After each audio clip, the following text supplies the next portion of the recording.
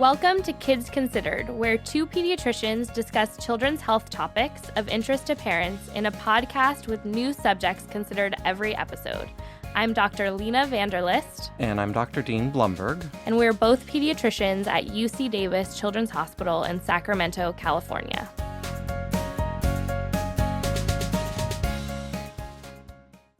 Today, we're back with Dr. Scott Akins, a developmental pediatrician, who is talking to us for part 2 of our conversation on temperament, specifically kids with more reactive or impulsive temperaments, and how we can use specific parenting strategies and school-based strategies to help these kids.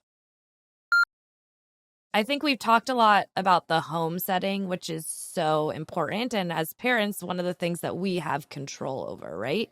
But what gets tricky is the school setting sometimes, because you are not there. You can't necessarily use the things that you know have worked for you at home for your kid. So what about that kid that is getting in trouble all the time for their behaviors at school or daycare? They can't sit in circle time. They hit their classmates when they're not following the rules, or they take a toy from them. What do you suggest in this type of situation?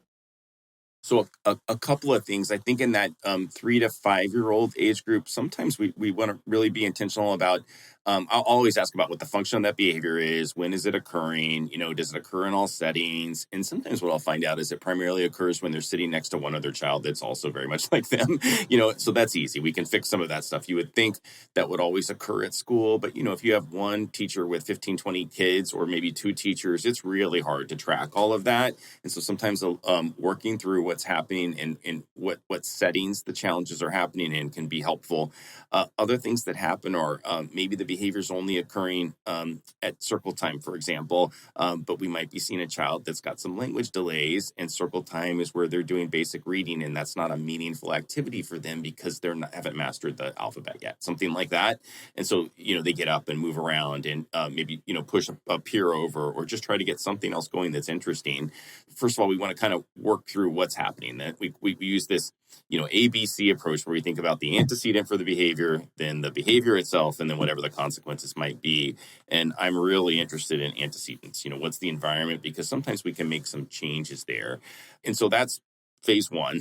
And part of why that's so important is you also might find that the current preschool, especially your daycare setting, just isn't a good match. And that, I know it's hard to change daycares, but there are many kids that we take care of that are struggling in one daycare setting as a 3-year-old, and a few months later, they're doing just fine in another setting.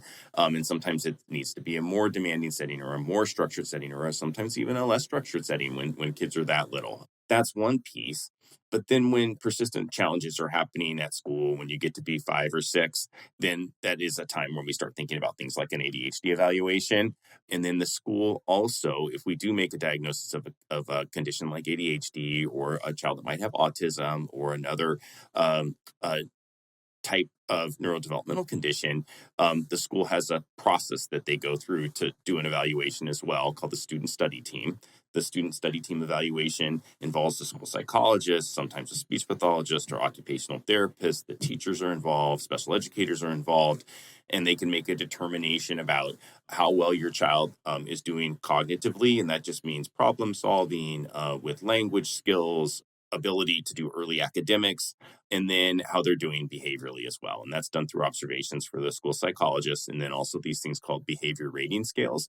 And we use these certainly when we make a diagnosis of ADHD, where we have the parent fill out behavior rating skills, or the caregiver fill out behavior rating skills that ask questions about simple behaviors that can be anything from anxiety type behaviors to attentional issues. Are they constantly on the go?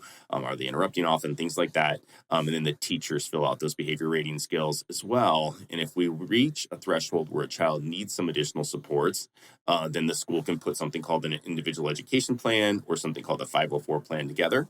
And there are a lot of great accommodations that can come. Let's just use the example of a child with ADHD who's 6 or 7 years old and struggling with the behaviors that Lena described a few minutes ago, frequent interrupting, up and out of their seat often, in other children's personal space a lot, and getting lots of calls home to the family. Some of the simple accommodations are things like motion breaks, that if you get 10 after 15 minutes, that if you need to wiggle or move or go to a motion area of the classroom and roll around in a beanbag chair, you can do that and then come back. You can do things like preferential seating, where you might just sit a little closer to the teacher and a little farther away from the other guy that's just like you, that likes to keep things moving all the time. You can give kids jobs and responsibilities, meaning if you're doing circle time, some of these kids that are really intense and built for speed, they should be the teacher's helper. They should be the one switching out every item on the board because they just need more to do to be successful. But the schools, I mean, I think I've been really impressed with schools. I moved back to California 4 years ago now.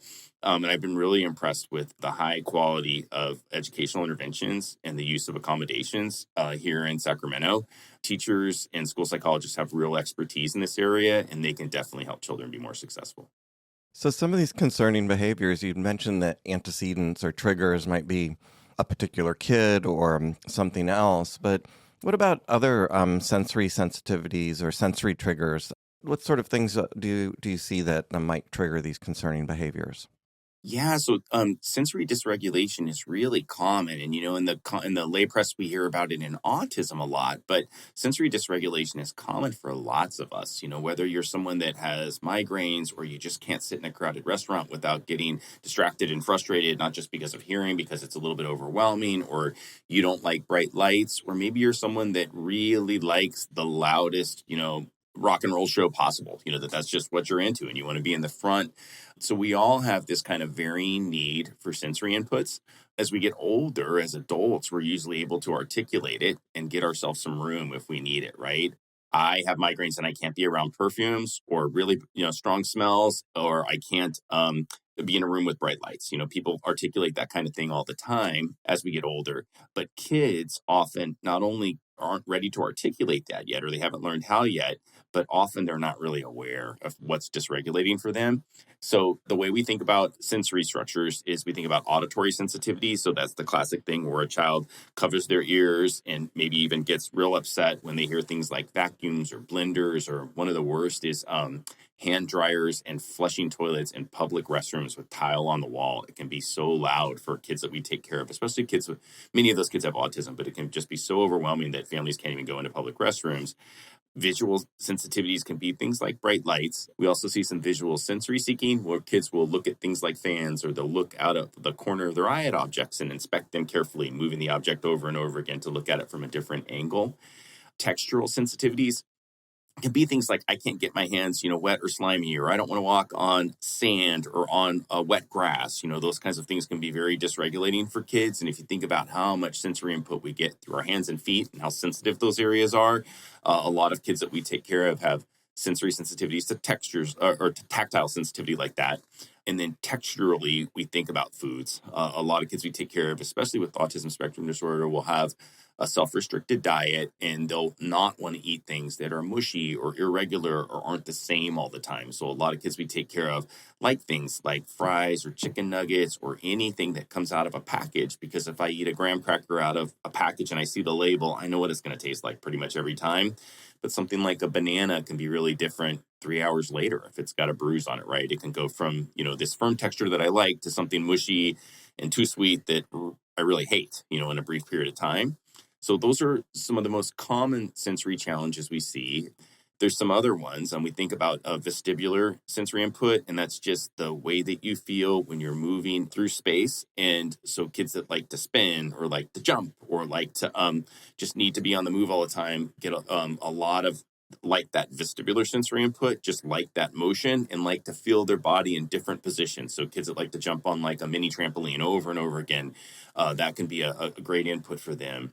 So those are the kind of main sensory issues we think of. The last one that we're trying to talk about a little more, and I wouldn't mind talking about just briefly here, is interoception.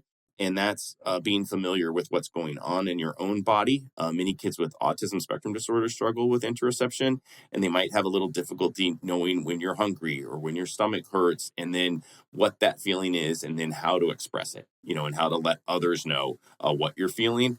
Might need some direct instruction and training and learning how to help others help you when you're having some of that discomfort. You mentioned that a lot of times this comes along with autism, but, definitely other things as well. All of us, can have sensory triggers, and we all have to kind of work to develop approaches to how we deal with them. So like a kid that's really orally fixated, and maybe then you notice that's why they're like biting things or like constantly putting things in their mouth at school, you may be able to get like a little sort of like chew thing that displaces that negative activity with something that's more appropriate for them. You talked about your own experience with your kid wanting to be like swung and held down and big squeezes. So like definitely people will do like weighted blankets and things like that. There can be a lot of different strategies that you can help, address your specific child's needs. Yeah, and they're helpful because you can regulate and meet that sensory need. You just said it. It's a need for a lot of kids. It's so distracting to want to have to bite or chew on something that it's really hard to concentrate on. Maybe, you're learning basic academics, but if you have a chewy that you could chew on for a little bit, or a necklace you can hold in your mouth that's like a, macrame type necklace you can chew on briefly, then you can concentrate on your academics, which is what we want. So, it's okay to meet that need. And then also very often over time, as kids develop higher level skills and move from this kind of need for sensory input into more functional and pretend play, so more advanced play skills and more advanced academic skills, some of those sensory needs will go down. Yeah, that's good to know too. So, one cool strategy that I've heard you talk about with families is the zones of regulation approach to teach caregivers and children emotional regulation and self awareness. So, could you talk a little bit about that for the listeners? Yeah, so zones of regulation is really a wonderful approach. They've got a great website. You can just click on it. It's used by many schools now to help children learn about their state, so their emotional state. And I think it's a wonderful thing for parents to learn too, because we originally started talking about zones of regulation for children, but of course we all have different zones of anxiety, frustration, exhaustion, and there's this concept of co-regulation where only one person gets to be really upset at a time, and so we can use this for parents as well. The concept is just like a thermometer. So envision a thermometer, and the bottom is green, the next section is yellow, and the top is red in its most basic form. And so green is when you're feeling well regulated, things are going fine, you're not having a lot of aches and pains, you're not nervous about much. Somebody could say something that was a little inappropriate or maybe a little aggravating, and you'd shine it on and let it go and just maybe make a joke and keep going. And so green is when you're feeling good, basically. And so that's the bottom of the thermometer. And then as we move up to the next stage, the yellow zone, in the yellow zone, maybe you've got a headache, or maybe you're a little anxious, or you're nervous about something. Maybe you're about to go into an encounter with someone that usually doesn't go well with. So you're feeling a little agitated to begin with. Maybe the kid behind you is just tapping, tapping, tapping, tapping, tapping, and you have auditory sensitivity, and you'd like them to stop tapping their pencil, and it's hard for you to concentrate. You're not yelling and screaming or having a meltdown, but you're a little bit more agitated, and you have a little less emotional reserve to handle frustration. And then red zone would be when we've gotten to a point where you're emotionally dysregulated, and you're yelling, screaming, frustrated, maybe saying things that you don't really mean, or saying things in a way that you're exaggerating what you've said for maximal effect, to let somebody know how mad you are. And so that's tough. And then the other concept about zones of regulation, this does not come from the original zones of regulation model, but it's how I like to think about it and talk with families about it, is that we want to grow our green. We want to spend more time out of conflict and in successful settings and where we're well regulated, because the more time we spend there, we actually really do have some pretty good studies in our trauma related literature, and also some of the ADHD literature about we actually do some remodeling. If we're just in conflict all the time, our red gets bigger, our yellow gets more narrow, and our green gets more narrow. And so, being intentional about that can lead to some long-term benefits and give you a little more emotional reserve.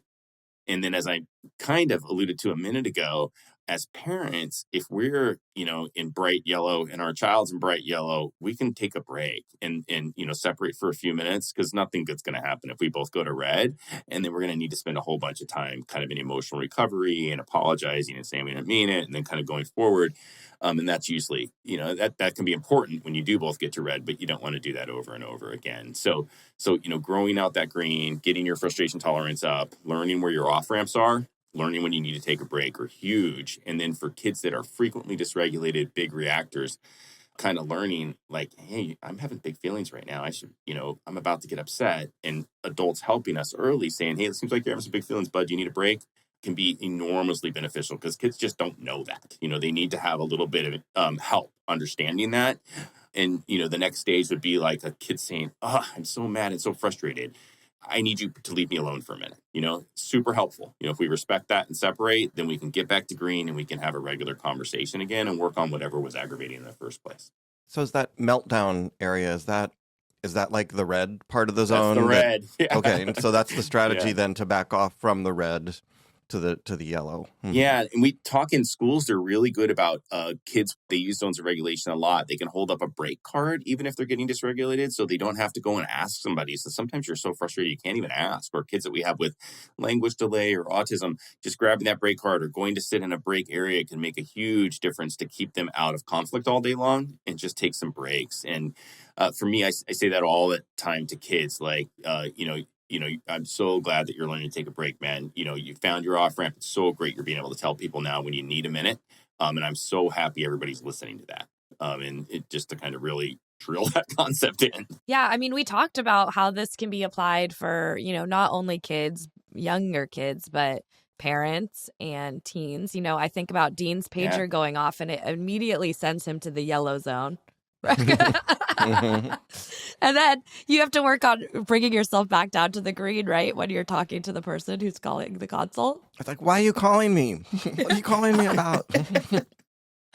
But how can we adapt this to be more like developmentally appropriate as we age? Yeah, so for teens especially, and as we get older, I think the biggest thing is just that sort of emotional intelligence and starting to recognize.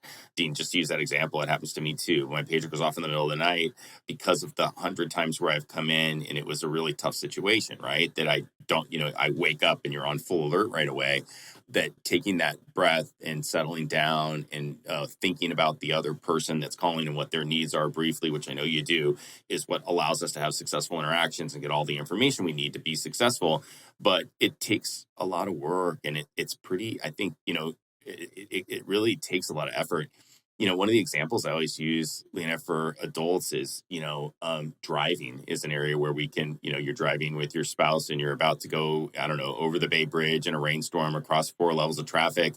And somebody decides to tell you that's a good time for them to, give you driving advice. And most of us don't want that because you're like yellow, almost red, just because your cognitive load's so high, right? And then you're not in receive mode. You're not going to take on more information.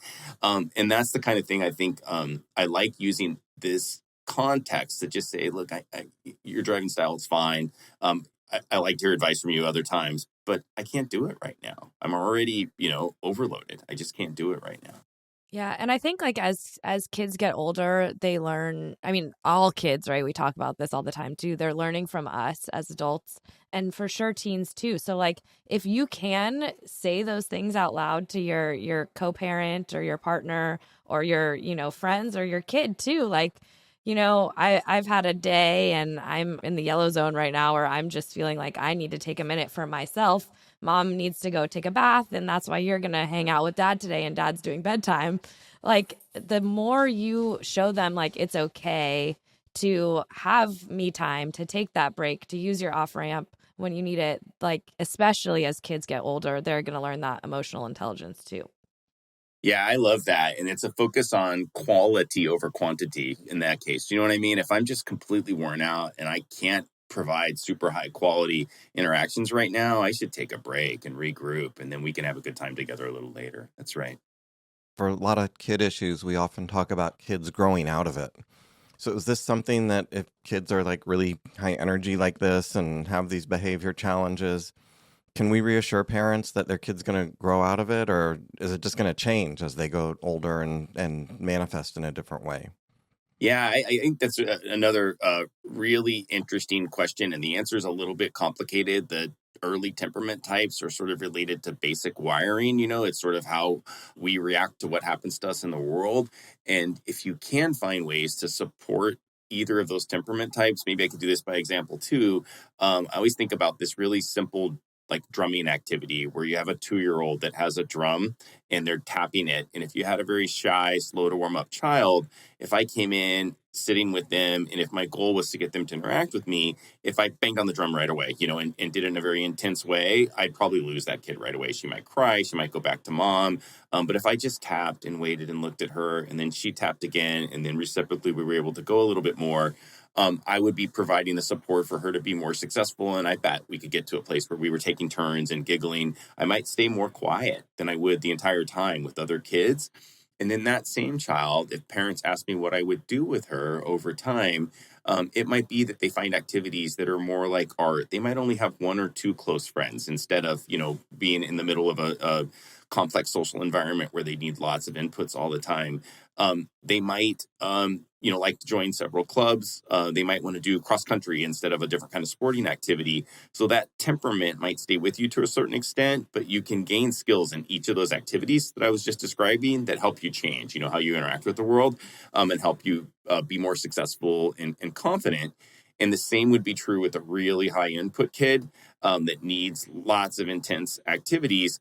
Like I said before, somebody has to rule the world, and it can be great to parent that kind of a child, but it can also be great to drop them off at karate every single day from 5 to 6:30 so you can get a break and pay your bills and, run to the grocery store or whatever.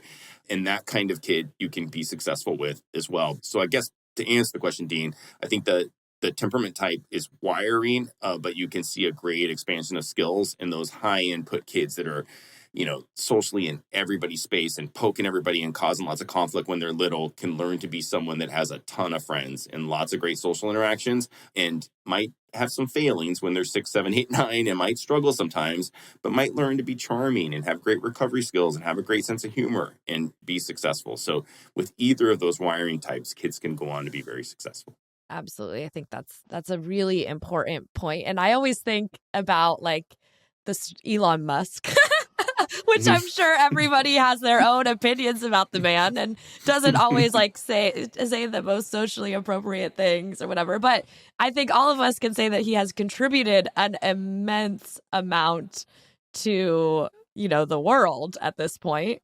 And, I always think about him as a great example of probably a different temperament, neurodiverse individual who, oh my gosh, get out of my way type of person. I'm just going to do what I want.